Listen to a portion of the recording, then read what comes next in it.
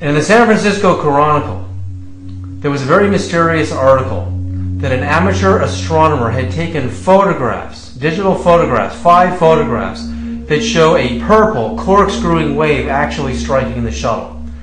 No one was ever allowed to see the photographs. Later, we find that astronaut Tammy Jernigan went to meet the astronomer in San Francisco. The photographs were taken in San Francisco at 5:53 a.m. It was dark. The photographer, Peter Golding, was using a tripod, a Nikon 800 camera, and his name was kept out of the press.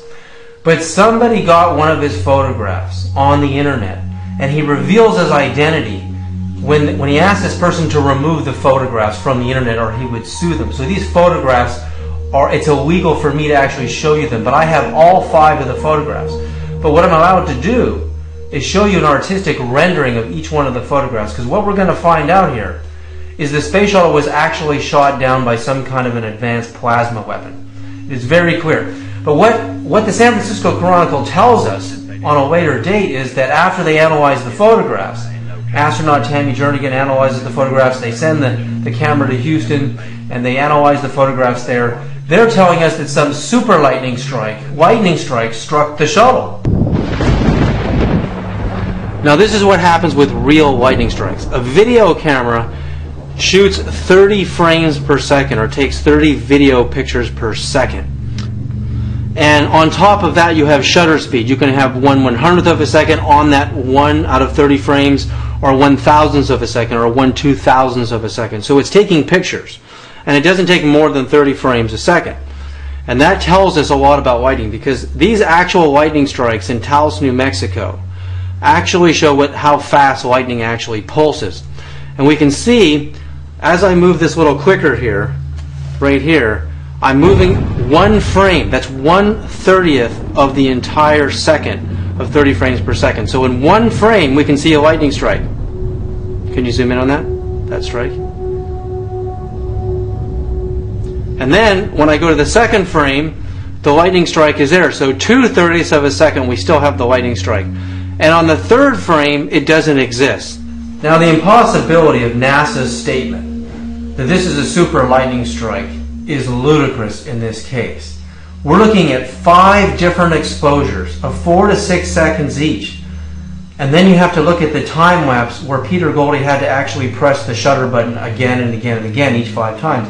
So NASA is saying that the same lightning strike from beginning to end could appear for over 30 seconds. There is no such thing as a 30-second lightning strike. We are not looking at a lightning strike here. The reason I have to do these drawings is because legally I'm not allowed to use Dr. Peter Golding's photographs, because he doesn't believe the American people deserve to see the truth about what happened to the Shuttle Columbia on February 1st, 2003.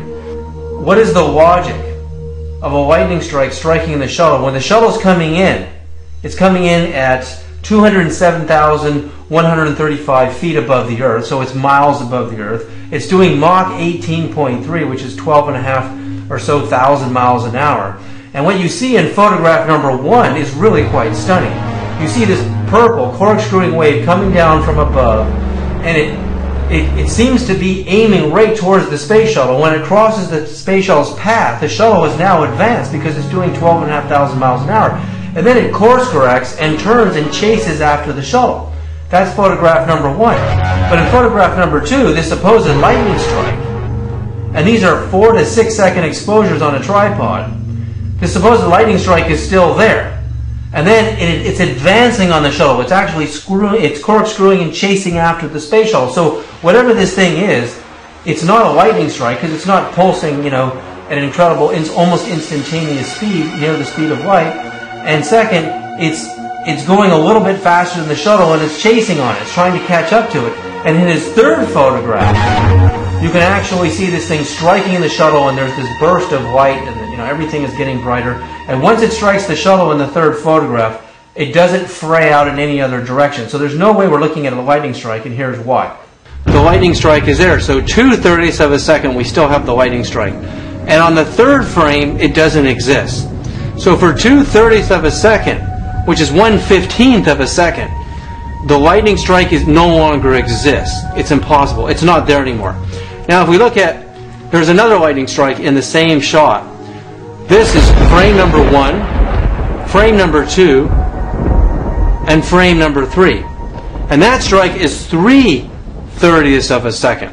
So, which is actually 1/10 of a second. So the longest strike that I have in this shot is 1/10 of a second, which shows you why it's impossible that Peter Goldie's lightning strike supposedly shows up in all 5 different photographs that are 4 to 6 seconds long. A lightning strike from beginning to end, tail to end, cannot exist in a second photograph and a third and a fourth and so on. It's impossible. It can't actually happen.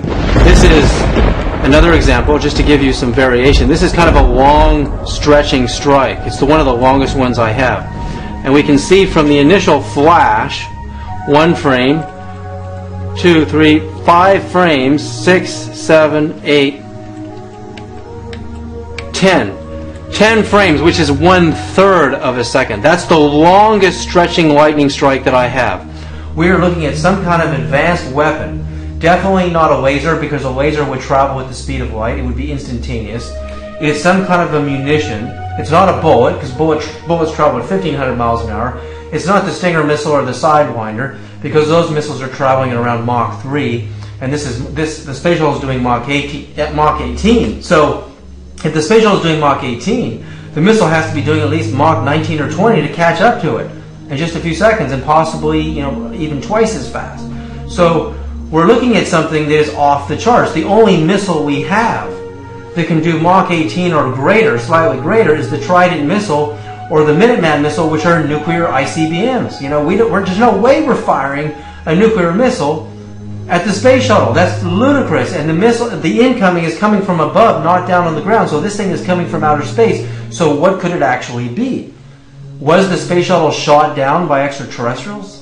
Is there a war going on here, and why would they do it? Or is it a Star Wars test that went awry? There was an accident, and NASA didn't want us to know.